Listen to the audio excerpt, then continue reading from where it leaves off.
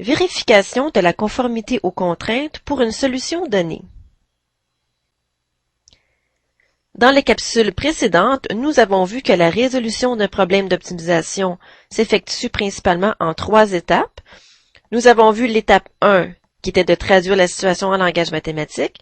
Nous avons vu l'étape 2, qui était de tracer le polygone de contrainte et de calculer le sommet du polygone. Dans cette capsule, nous ferons une petite parenthèse pour vérifier si une solution proposée respecte ou non les contraintes.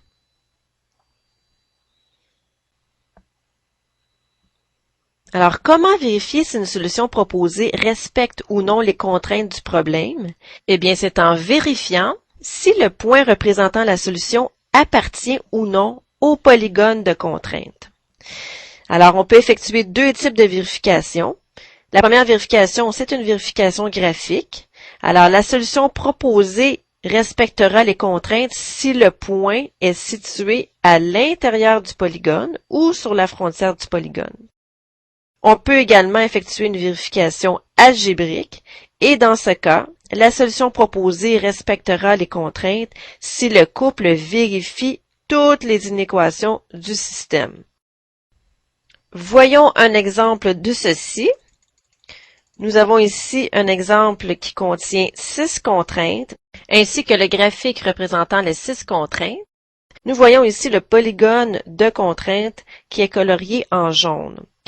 Alors, si on se demande est-ce que le couple 4-3 est une solution qui respecte les contraintes, eh bien, graphiquement, si l'on situe le point 4-3, qui est situé ici, on observe que ce point fait partie du polygone de contrainte, est situé à l'intérieur du polygone de contrainte. Donc, le couple 4-3, c'est une solution qui respecte les contraintes.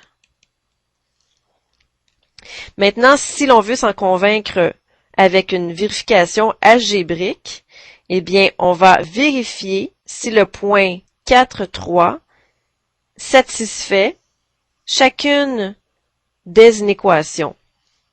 Alors, allons-y. Est-ce que y est plus petit ou égal à 4? La valeur de y ici, c'est 3.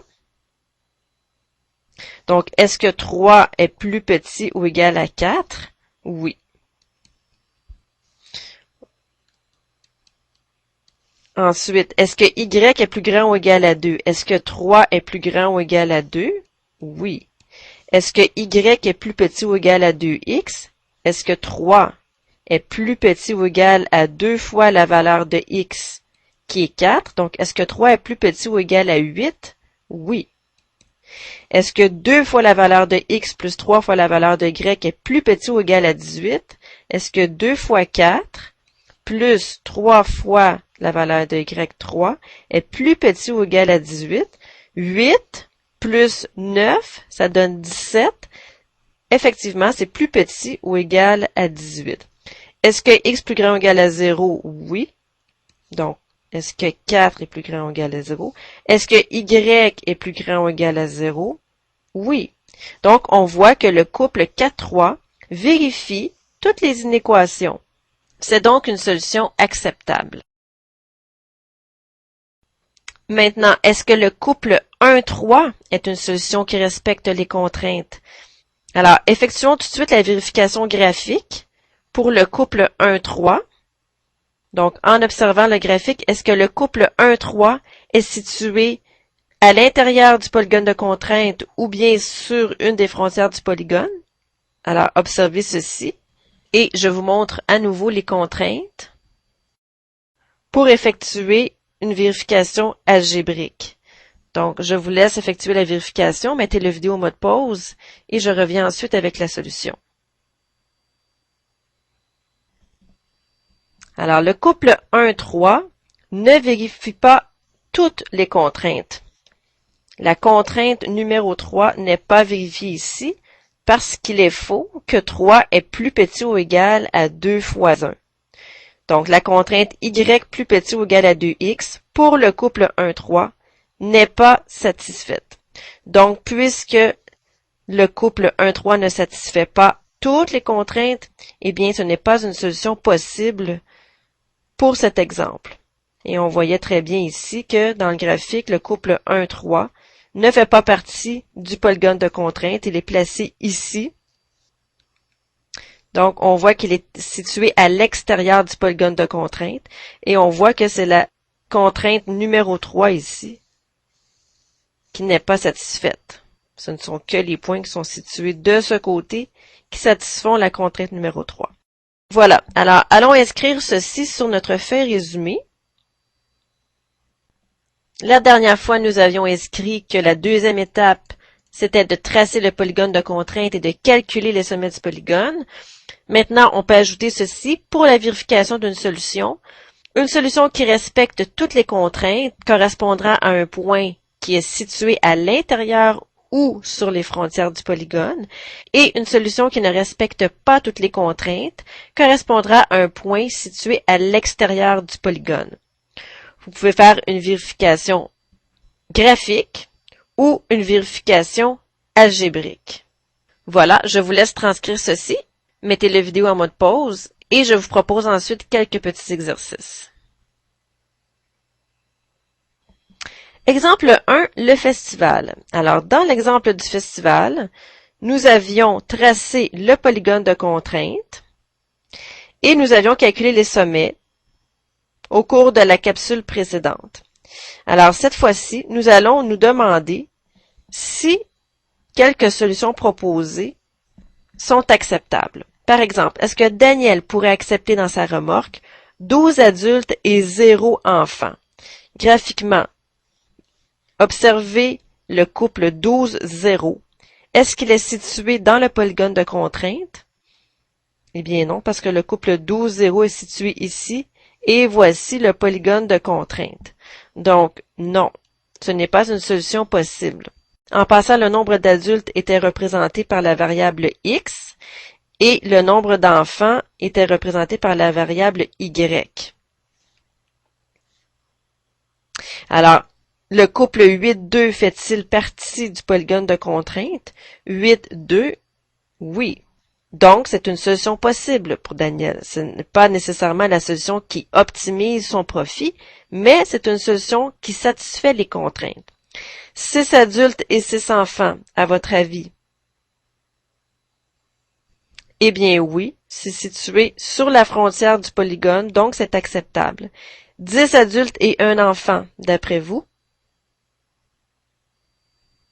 Eh bien non, c'est situé à l'extérieur du polygone. Je vous invite maintenant à effectuer la vérification algébrique pour chacune des différentes solutions proposées. D'abord, 12 adultes et 0 enfants, et ensuite 8 adultes et 2 enfants. Je vous laisse faire ceci, mettez la vidéo en mode pause, et je reviens ensuite avec la solution.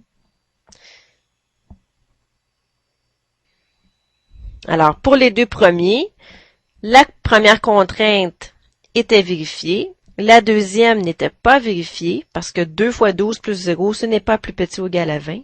La troisième est vérifiée, la quatrième est vérifiée.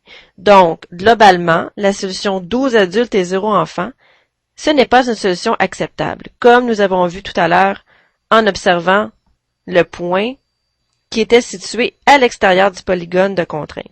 8 adultes et 2 enfants, toutes les contraintes sont vérifiées, donc c'est une solution qui est acceptable. Je vous laisse maintenant vérifier les deux autres, 6 adultes et 6 enfants, et 10 adultes et 1 enfant, et je reviens ensuite avec la solution. Alors, la solution 6 adultes et 6 enfants, c'est une solution acceptable parce qu'elle satisfait toutes les inéquations. Alors que la solution 10 adultes et 1 enfant, comme nous avons vu, c'est une solution qui n'est pas acceptable et on le voit bien ici par le fait qu'elle ne satisfait pas la deuxième inéquation. Voilà. Prochain exercice.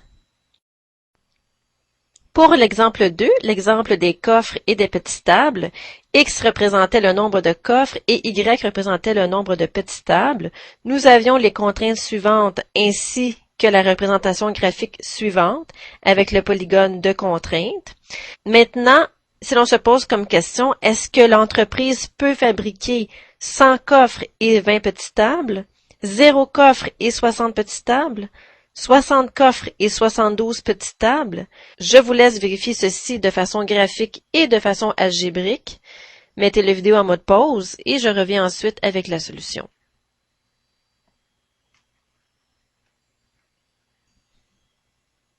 Alors, pour la solution, pour 100 coffres et 20 petites tables, eh bien, en remplaçant x par 100 et y par 20 dans chacune des contraintes, on se rendait compte ici que la première contrainte n'était pas vérifiée, c'est-à-dire que 2 fois 100 plus 20, ce n'était pas plus petit ou égal à 200, alors la solution n'était pas acceptable. Et graphiquement, si l'on observe le point 120 qui est placé ici, eh bien, on voit que ce point est situé à l'extérieur du polygone de contrainte.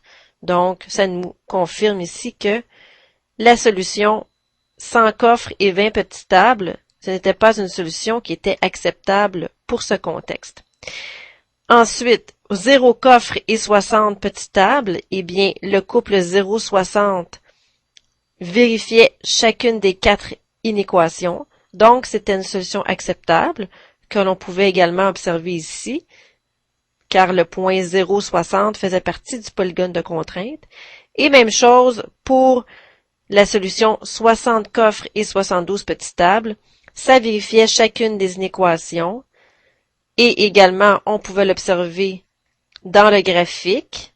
En fait, le point 60, 72 touchait à la droite numéro 2. Il était donc situé ici sur la frontière du polygone, ce qui est acceptable. Alors, la réponse, il pourrait fabriquer 0 coffres et 60 petites tables, 60 coffres et 72 petites tables, mais il ne pourrait pas fabriquer 100 coffres et 20 petites tables parce que cette solution ne respecte pas toutes les contraintes. Voilà. Ceci complète la capsule. Voici à nouveau le résumé. Je vous invite à écouter la capsule suivante, dans laquelle nous verrons comment trouver la solution optimale au problème d'optimisation. Sur ce, je vous souhaite un bon travail.